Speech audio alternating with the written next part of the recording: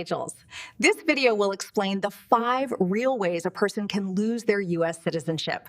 This is important information to know whether you were born a citizen or became one through naturalization.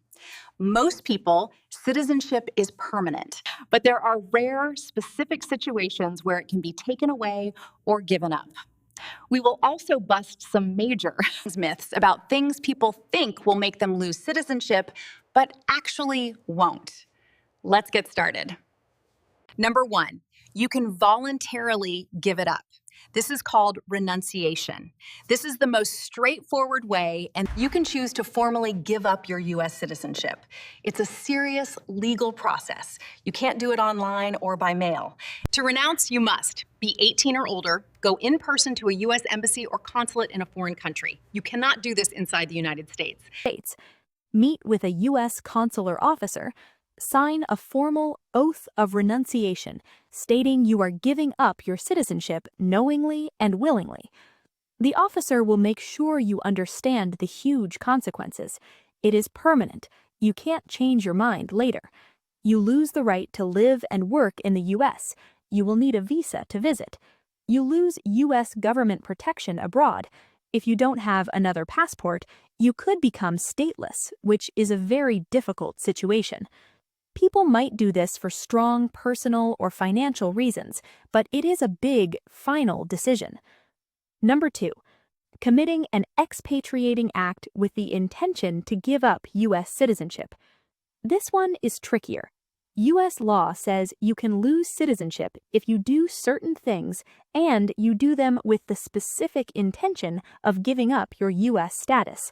These acts include becoming a naturalized citizen of another country, taking an oath of allegiance to a foreign country, serving as a high-ranking official in a foreign government, serving in the military of a foreign country that is fighting the United States. The most important word here is intention. Doing one of these things does not automatically make you lose citizenship. The U.S. government would have to prove that when you did it, you meant to give up your American citizenship. For example, many people have dual citizenship.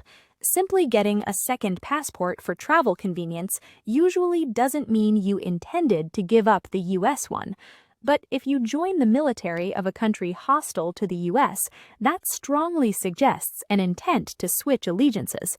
This area can be a legal gray zone, so be very careful and get legal advice if you are considering any of these major actions. Number 3, having your naturalization revoked for fraud or lying. This is called denaturalization. This only applies to people who became U.S. citizens through the naturalization process, not those born in the U.S. If you got your citizenship by lying or hiding important information, the government can take it away later. This process is called denaturalization. It happens if you concealed a material fact on your application. That means a fact that, if the truth had been known, you would have been denied citizenship. Examples include hiding a serious criminal past, using a fake identity or fake documents, lying about membership in a group that persecutes others, like a terrorist organization. There is no time limit on this. The government can investigate and take away citizenship 20 or 30 years later if they discover the original fraud. Powerful tool used against war criminals and serious immigration fraudsters. The message is clear. Citizenship gained through naturalization must be earned honestly. If it was built on lies, it can be torn down. Number 4, conviction for treason, rebellion, or trying to overthrow the government. This is for the most extreme crimes against the United States itself. The law states that you can lose citizenship for committing treason, making war against the U.S. or giving aid and comfort to its enemies, participating in a rebellion or insurrection against the U.S. government, or trying to overthrow the U.S. government by force. This is very, very rare. It's not about protest or free speech. It's about violent, treasonous action. The idea is that if you take up arms to destroy the country, you break the bond of allegiance that citizenship is based on. For the average person, this is not a realistic concern. It applies to the most severe acts of betrayal. Number 5, the big myth. things that will not make you lose citizenship.